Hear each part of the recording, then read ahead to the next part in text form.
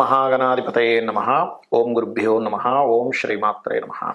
పరమేశ్వర స్వరూపమైనటువంటి జ్యోతిష వాస్తు మరియు ఇతర అనేకమైనటువంటి శాస్త్రములను మనకు అందించినటువంటి మహర్షులకి నమస్కారం. హయగ్రీవ హయగ్రీవ హయగ్రీవేతి యో వదేత్ తస్య నిస్సరతే వాణి జన్మకన్యా ప్రవాహవత్. అరుణాం కరుణాతరంగితాక్షీం ధృతపాశాంకుశపుష్పబాణచాపాం అనిమాదివిరావృతాం మయూకైః అహమిత్యేవ విభావయే భవానీం. శ్రీమాత్రే నమః. ప్రేక్షకులకి ఆ లలితాంబిక అమ్మవారి యొక్క అనుగ్రహం పరిపూర్ణంగా కలగాలని మనస్ఫూర్తి కోరుకుంటూ మనం ఈరోజు చెప్పుకోబోయే టాపిక్ ఏమిటి అంటే, ముఖ్యంగా రాహుగ్రహం.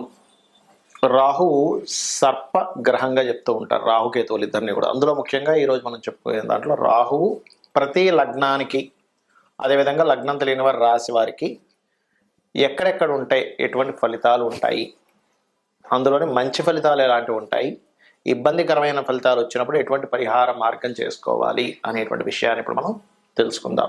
అయితే ఈ విషయాలు చెప్తుంది నేనైనప్పటికీ కూడా చెప్పేసిన సాక్షాత్ లలిత అమ్మవారిగా భావిస్తూ ఒక్కొక్క లగ్నము గురించి మనం తెలుసుకుందాం. ధనుర్లగ్నము, ధనుస్సు రాశి. మీకు లగ్నంలో గనక రాహు ఉన్నట్లయితే పర్టికులర్గా ఇది ఉన్న ప్రాంతం కాకుండా ఇతర ప్రాంతాలకి వెళ్ళి అక్కడ ఉన్నత విద్య అభ్యసించడం ద్వారా సక్సెస్ ఉంటుంది. ఇక రెండవ స్థానంలో ఉండేటువంటి రాహు మనీ ఇస్తాడు, కాకపోతే స్లోగా డెవలప్మెంట్స్ ఉంటాయి.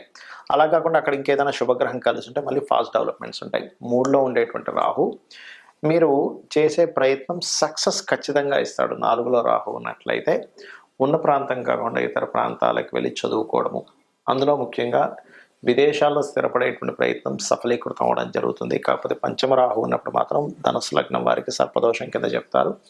నాగ ప్రతిష్ఠ చేసుకోవడం మంచిది. మరియు దీంతో పాటు పంచమ రాహు ఉన్నప్పుడు కాస్త సంతానంతో తెలియని మిస్అండర్స్టాండింగ్స్, కొంచెం స్త్రీలకైతే కొంచెం శిరోవేదన రావడము, లేనట్లయితే పొత్తి కడుపులో కొంచెం గ్యాస్ట్రిక్ ప్రాబ్లమ్స్ ఎక్కువగా ఉండడము, సంతానం విషయంలో కొంత ఘర్షణ అనేటువంటి జరుగుతూ ఉంటుంది. ఆరో స్థానంలో ఉండేటువంటి రాహు ఖచ్చితంగా ఫైనాన్షియల్ గ్రోత్ని, పరాక్రమాన్ని ఇస్తాడు. సప్తమ రాహు మాత్రం ఈ జాతకులకి ఇంకా వివాహ సంబంధించిన విషయంలో ఊహించినటువంటి రీతిగా వివాహం కుదరడము.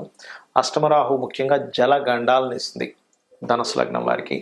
భాగ్యంలో రాహు ముఖ్యంగా పితృదోషాన్ని ఇస్తుంది, కాబట్టి పితృకర్మలు ఎక్కువగా చేసుకోవాలి. దశమ స్థానంలో మీకు కనుక రాహు ఉన్నట్లయితే మార్కెటింగ్ రంగాల్లో, ఆన్లైన్ రంగాల్లో, విదేశాలకు ఉద్యోగము, ఇటువంటి విషయాల్లో బాగా రాణిస్తారు. 11వ స్థానంలో రాహు ఉన్నప్పుడు కూడా బ్యూటీ రిలేటెడ్, సినిమా రిలేటెడ్ సంబంధించిన, ఫైనాన్స్ రిలేటెడ్ రంగాల్లోని, లీగల్ రిలేటెడ్ సంబంధించిన రంగాల్లో బాగా రాణించడం జరుగుతూ ఉంటుంది. 12వ స్థానంలో రాహు ఉన్నప్పుడు మాత్రం ఖచ్చితంగా తండ్రి గారి ఆస్తి మీరు యాజ్ ఇట్ ఈస్గా తీసుకోకుండా అమ్మేసి ఇంకోటి కొనుక్కోవడం మంచిది. లేనట్లయితే రాహుదశ వచ్చినా, కుజదశ వచ్చినా ఈ యొక్క 12 రాహు ఉన్నప్పుడు ఇబ్బంది పడతారు. ఇక మీరు చేయవలసిన దేవతారాధన నిత్యము మీరు నరసింహస్వామి యొక్క ఆరాధన చేసుకోండి. మరియు మీరు రాహుగ్రహం, కేతుగ్రహం కనుక బాగున్నట్లయితే రాహుకేతు గ్రహాల దగ్గర దీపారాధన చేస్తూ గణపతికి మరియు దుర్గాదేవికి ఆరాధన ఎక్కువగా చేయండి. అదేవిధంగా ఇందాక నేను చెప్పినట్టుగా సర్పదోష సంబంధించినవి కొంతమంది చేయించుకునే స్థితిలో ఉన్నట్లయితే, ఎందుకంటే అది కొంచెం కాస్ట్లీ ఉంటుంది కాబట్టి ఖచ్చితంగా మీరు సర్పదోషం ఉంది, చేసుకోలేము అని అనుకునేటువంటి వారు కనీసం కాళహస్తికైనా వెళ్ళొస్తూ ఉండండి. అన్ని విధాలా మీకు బాగుండడం జరుగుతుంది. ఇక్కడ రాహువు, కేతువు ఛాయాగ్రహాలుగా చెప్పబడింది శాస్త్రంలో. అయితే ఈ ఛాయాగ్రహాలు ముఖ్యంగా జన్మజాతకంలో ఎక్కడైనా స్థితి పొందాయి అంటే మనం ఫస్ట్ ఆఫ్ ఆల్ మనం అర్థం చేసుకోవాల్సింది ఏంటంటే, మీ లగ్నం నుంచి శుభత్వంగా ఉండేటువంటి ప్లేస్లో మిత్రక్షేత్రంలో ఉందా, శత్రుక్షేత్రంలో ఉందా అనేది ఫస్ట్ చూసుకోండి. అంతేగాని రాహు ఎక్కడుంటే అక్కడ ఖచ్చితంగా పాప ఫలితాలు ఇవ్వాలని రూల్ లేదు, కేతు ఎక్కడ ఉంటే అక్కడ పాప ఫలితాలు ఇవ్వాలని రూల్ లేదు. ఇందులో మరొక విషయం ఏంటంటే, చాలామందికి కాలసర్పదోషం అనేది ఎక్కువగా చూసుకుంటూ ఉంటారు. ఒకటే గుర్తుపెట్టుకోండి, కాలసర్పదోషం అనేటువంటిది కాలానికి సంబంధించింది.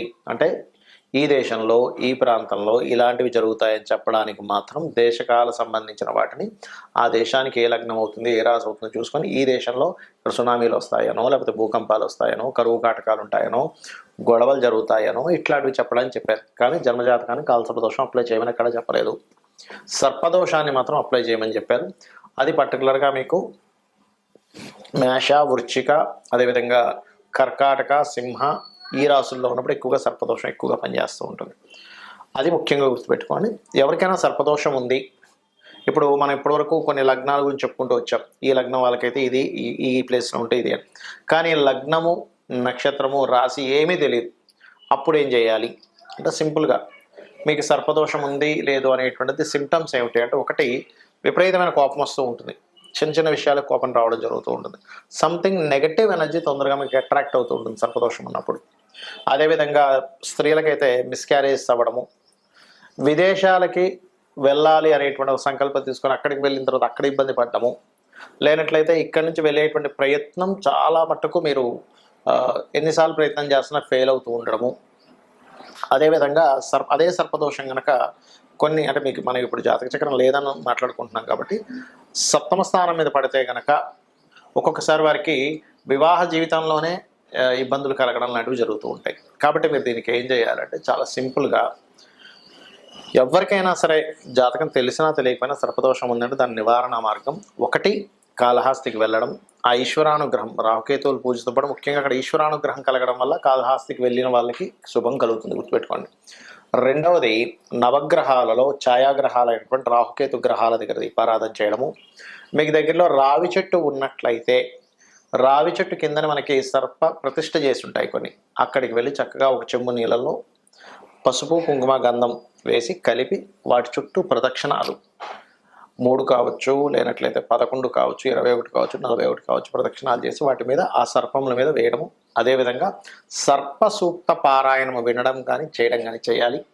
మరియు దీంతో పాటు ముఖ్యంగా మీరు చేయవలసినటువంటిది, రాహుకి అధిష్టాన దేవత అయినటువంటి దుర్గాదేవి యొక్క ఆరాధన, కేతువుకి అధిష్టాన దేవత అయినటువంటి గణపతి యొక్క ఆరాధన చేయాలి. అయితే ఇక్కడ ఎవరికైనా పర్టికులర్గా ఈ రాహుకేతువుల యొక్క ప్రభావం మరింత ఎక్కువగా ఉందండి, ఏం చేయాలి అని అనుకుంటే కనుక సింపుల్గా ఏం లేదు, మీరు కనీసం 6 నెలలకు ఒక్కసారైనా సరే కాళహస్తికి వెళ్ళి వస్తూ ఉండండి. ఈశ్వరానుగ్రహం ద్వారా కూడా దాని ప్రభావం పూర్తిగా తగ్గుతుంది.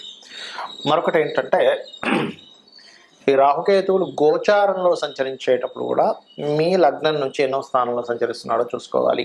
అందులో ప్రధానంగా ధనస్థానంలోకి వచ్చినప్పుడు కొంచెం ఫైనాన్స్ విషయంలో జాగ్రత్తగా ఉండడము, 3వ స్థానంలోకి వచ్చినప్పుడు అగ్రిమెంట్స్ విషయంలో జాగ్రత్తగా ఉండడము, 4వ స్థానంలోకి వచ్చినప్పుడు పర్టికులర్గా మీరు ఏదైతే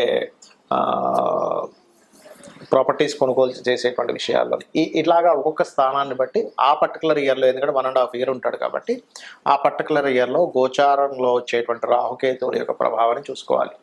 అంటే కేతు కనుక అలా వచ్చినప్పుడు, ఒకవేళ రాహు కనుక వచ్చాడు 4th హౌస్లో, 2nd హౌస్లో, అలాంటప్పుడు అక్కడ అది కొంచెం ఆ యొక్క విషయాల్లో ఆశను పెంచడము ఇట్లాంటివి ఇస్తూ ఉంటుంది. బట్ ఏదేమైనప్పటికీ కూడా నీ పర్సనల్ చార్ట్లో ఉండేటువంటి కాంబినేషన్స్ని, గోచారంలో ఉండేటువంటి గ్రహాలని మిళితం చేసుకొని చూసుకోవాలి.